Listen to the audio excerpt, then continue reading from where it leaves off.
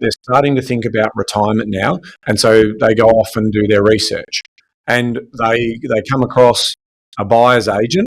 Yeah, correct. So love the idea of property, reading lots of good stuff about property there, doing the right thing and acknowledging that's not their wheelhouse. So looking for an expert to help them on that journey. Spoke with a buyer's agent, and they talked about their goal is really income. You know, they're not young, they're not in their 20s anymore. What they're after is income, so they can retire, and that income will help them through their retirement.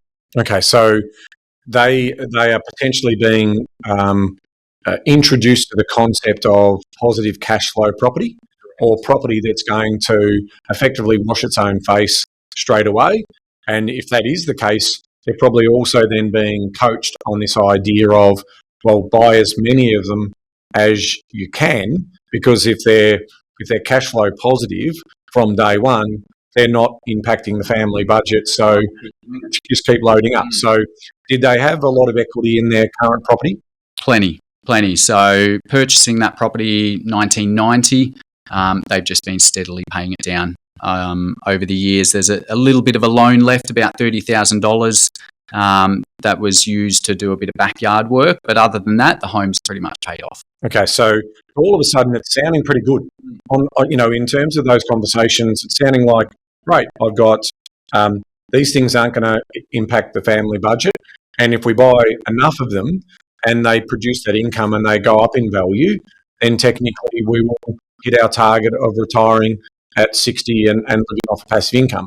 But did they do any detailed planning work as part of that, any cash flow analysis around the 50,000 or 80,000 for the deposits or 60,000 for the reno? No, no solid planning here. They spoke to a few buyers agents and got the opinions of the buyers agents, and talking about income, wanting income.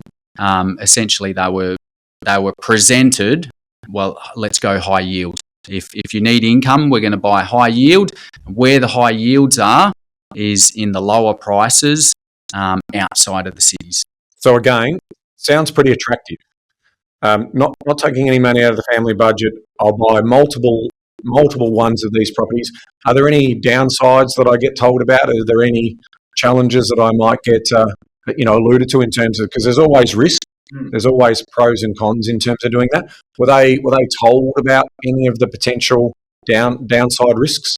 Well, no, there was no projections provided for them. So yields were discussed, and this was back in 21, 22, interest rates at record lows. So when you're talking about yields of 6-7+% and a loan of 2-3%, it sounds really compelling. Yeah, so low interest rates means that these properties, again, showing that they're cash flow positive. In some cases, the yields are as high as 8-9%. So they are sitting really high. And in terms of the price points that are being coached on, what sort of price points are we talking about buying these properties? We're looking at very low price points relative to the rest of the market. We're talking about $150,000 to $250,000 properties. Wow. So straight away I'm then thinking, well, they're not going to be house and land. So they're most likely going to be units. And at that sort of price point, they're potentially going to be in regional areas. Okay. So I've got to then, as an investor, I'm then sort of saying, okay, regional areas, what are my risks in those regional areas? Was any of that sort of conversation discussed? No, it was focused on the yield. If cash flow is what you need, if you need income, yield's the way to go.